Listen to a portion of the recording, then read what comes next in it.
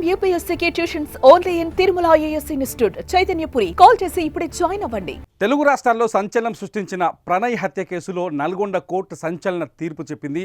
A2 నిందితుడు సుభాష్ శర్మకి ఉరిశిక్ష విధిస్తూ జడ్జ్ రోజా రమణి సంచలన తీర్పును చెప్పారు. అట్లాగే ఈ కేసులో మిగిలిన 6 నిందితులకి కఠిన యావజ్జీవ కారాగార శిక్షను విధించారు. ఈ కారాగార శిక్ష యావజ్జీవ శిక్ష పడ్డ వారిలో అమృత బాబాయ్ శ్రవణ్ కూడా ఉన్నారు. ఆయన A8గా ఉన్నారు ఈ కేసులో. అయితే ఈ కేసులో మారుతిరావు A1గా ఉండే.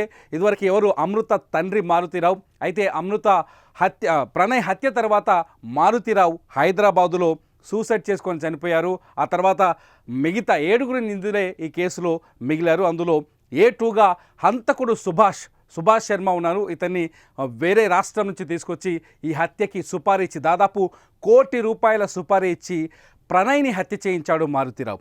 సుభాష్ శర్మ ఏదైతే సెప్టెంబర్ 14, 2018 తేదీన అమృత తన భర్త ప్రణయ్తో కలిసి కుటుంబ సభ్యులతో కలిసి ఆసుపత్రికి వెళ్ళి తిరిగి బయటకు వస్తున్న సమయంలో ఒక కత్తితో సుభాష్ శర్మ ప్రణయ్ తలను నరికేస్తాడు. ఆ వీడియో అప్పట్లో సంచలనం సృష్టించింది.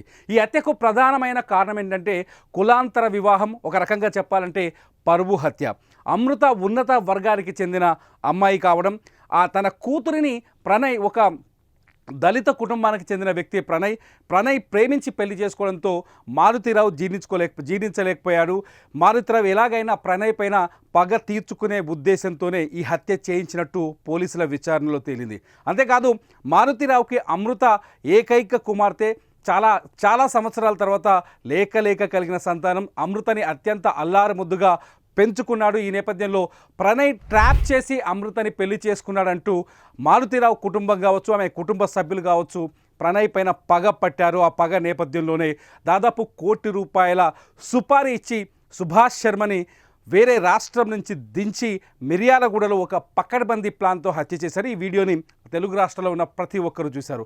ఆ తర్వాత మారుతిరావు తీసుకున్న నిర్ణయం సరైనదే అంటూ కాదు అని కొందరంటూ అనేక చర్చోపచర్చలు జరిగాయి.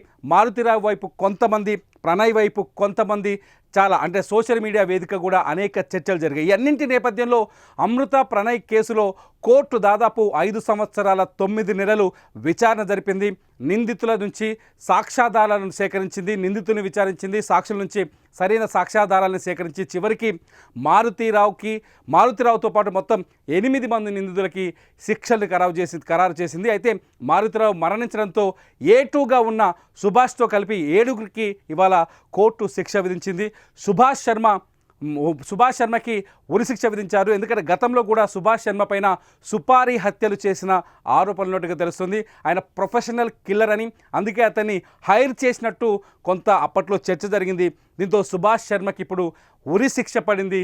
మిగతా 6 మంది నిందితులకి యావజ్జీవ కారాగార శిక్ష పడింది. ఎందుకంటే ఈ 6 మంది నిందితులు సుభాష్ శర్మని దిగుమతి చేయడంతో, అంటే తీసుకురావడం, ఈ సుపారీ హత్యకు ప్లాన్ చేయడంలో ఈ 6 మంది పనిచేసినట్టుగా, మారుతిరావుకు సహకరించినట్టుగా పోలీసుల విచారణ వెల్లడైంది. కోర్టు కూడా ఈ విషయాన్ని స్పష్టంగా నమ్మింది. ఈ నేపథ్యంలో మొత్తానికి నల్గొండ కోర్టు, మిర్యాలగూడలో జరిగిన ఇన్సిడెంట్పై నల్గొండ కోర్టు ఇవాళ సంచలనమైన తీర్పు చెప్పిందని చెప్పాలి. ప్రణయ్ కుటుంబ సభ్యులకి న్యాయం జరిగిందంటూ అక్కడ ఈ కేసును వాదించిన న్యాయవాదులు చెప్తున్నారు. ప్రణయ్ కుటుంబ సభ్యులు కావచ్చు, బంధువులు కావచ్చు, ప్రణయ్ కుటుంబ సభ్యులకి న్యాయం జరిగింది, నిందితులకి సరైన శిక్ష పడిందని వాళ్ళు చెప్తున్నారు. ఇటు అమృత కొంతకాలం తర్వాత, ప్రణయ్ మరణం తర్వాత కొంతకాలం అమృత ప్రణయ్ ఫ్యామిలీతోనే ఉంది. ఆ తర్వాత తను ఇండివిజువల్గా బయటకు వచ్చేసినట్టుగా తెలుస్తోంది. తల్లితో కలిసి తను హైదరాబాదులో జీవిస్తుంది. ఈ నేపథ్యంలో అంటే ఆ రోజు 2018 సెప్టెంబర్ 14వ తేదీన జరిగిన సంఘటన తర్వాత ఆ కుటుంబంలో కూడా అనేక మార్పులు వచ్చాయి. ఆ కుటుంబ సభ్యుల్లో కూడా వాళ్ళ ఆలోచనలు కూడా పూర్తిగా మారిపోయాయి.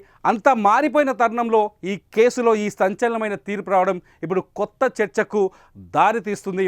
ఈ తీర్పుని అమృత ఎలా ఆహ్వానిస్తుంది అనేదే ఇప్పుడు ఆసక్తికరంగా మారింది. చూడాలి అమృత కోర్టు తీర్పు పైన ఎలా స్పందిస్తారు, ఏ విధంగా స్పందిస్తారు తన మొత్తం. ఎందుకంటే ఈ హత్యతో అమృత కుటుంబం మొత్తం పూర్తిగా చెల్లా చెదురైందని చెప్పాలి. ఎందుకంటే అమృత పెళ్లి చేసుకోవడాన్ని జీర్ణించుకోలేకపోయిన మారుతిరావు సుభాష్ శర్మ అనే ఒక హంతకుని తీసుకొచ్చి ప్రణయ్ని హత్య చేయించడం, ఆ తర్వాత మారుతిరావు ఆత్మహత్య చేసుకొని చనిపోవడం, మారుతీరావు వ్యాపారాలన్నీ ఆగిపోవడం, మారుతీరావు కుటుంబం అంతా చెల్లాచెదురైపోవడం, ఆ తర్వాత మారుతీరావు సొంత సోదరుడు శ్రవణ్ కూడా ఈ కేసులో జైలుకి వెళ్ళడం, ఇప్పుడు యావజ్జీవ కారాగార శిక్ష పడడం, ఇదంతా చూస్తుంటే అమృత మారుతీరావు కుటుంబం అంతా ఇప్పుడు చెల్లాచెదురైందని చెప్పాలి. అటు ప్రణయ్ కుటుంబం కూడా చెల్లాచెదురైందని చెప్పాలి. ఎందుకంటే ప్రణయ్ ఆ కుటుంబానికి పెద్ద దిక్కు, ఎన్నో ఆశలతో అతని తల్లిదండ్రులు పెంచుకున్నారు.